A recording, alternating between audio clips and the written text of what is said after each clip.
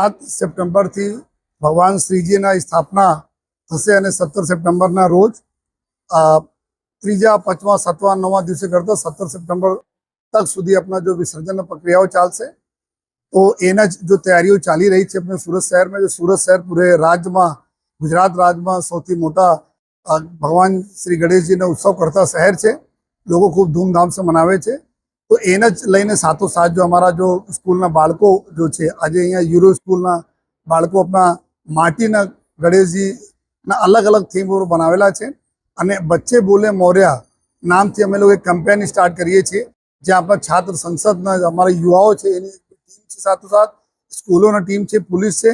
મળીને અને એના પર્પસ એવું છે કે આપણા વધુમાં વધુ ઇકો ફ્રેન્ડલી ગણેશ પંડાલોની સ્થાપના થાય અને ગણેશ ભગવાનને જો લોકો ઘરોમાં લઈ આવે છે એના સ્થાપના કરે,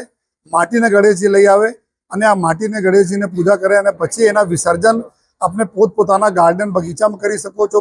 ફ્લાવર પોટ્સ હોય ગમલામાં કરી શકો છો અને સાથોસાથ જો સોસાયટીમાં જો રબરના ટબ હોય છે, આ કરીબ 8 ફીટ બાય 8 ફીટના બધા ટબો મળતા હોય છે, એમાં લઈ આવીને એવા જો મૂર્તિઓ, માટીની મૂર્તિઓ હોય છે, સોસાયટી મૂકીને જો સોસાયટી આપણા મન્નતના બધા ગણપતિજી રાખે છે ત્યાં જ વિસર્જન કરી શકે છે। અને પછી જો અમે લોકો પોલીસ અને કોર્પોરેશનના મદદથી જો વિસર્જિત જેટલા બી માટી જનરલી શું થાય છે કે લોકો આ માટી આપણે ગાર્ડનમાં નાખી દે છે, જો આપણે ગમલાઓમાં નાખે છે, જેથી ગણેશ ભગવાન જો આપણા 9-10 દિવસ પૂજા કરો છો, આ પૂજાના પૂરા આપના ઘરે રહે અને એનાથી ફાયદો એવું છે કે આપણા લોકોના જો આર્ટિફિશિયલ પોન્ડ જો કોર્પોરેશન તરફથી બનાવવામાં આવે છે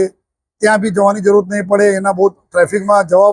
જવાની જરૂર પણ નહીં પડે અને ઘરોમાં આ લોકો કરી શકે। અમે લોકો જોયા છે ઘણા બધા શહેરોમાં આ ખૂબ સારી પ્રથા ચાલે છે, જ્યાં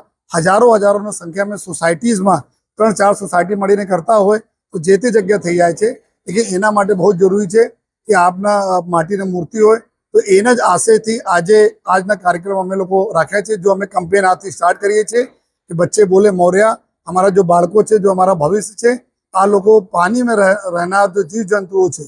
જો પીઓપીના મૂર્તિઓના લીધે એમાં જો કેમિકલ હોય છે, ઘણા બધા આના નુકસાન થાય છે, અમારા ઇકોસિસ્ટમ નુકસાન થાય છે, તો એના કેવી રીતે એને બચાવી શકીએ આ આશયથી અમે લોકો બધા સ્કૂલો સાથે જોડાવીને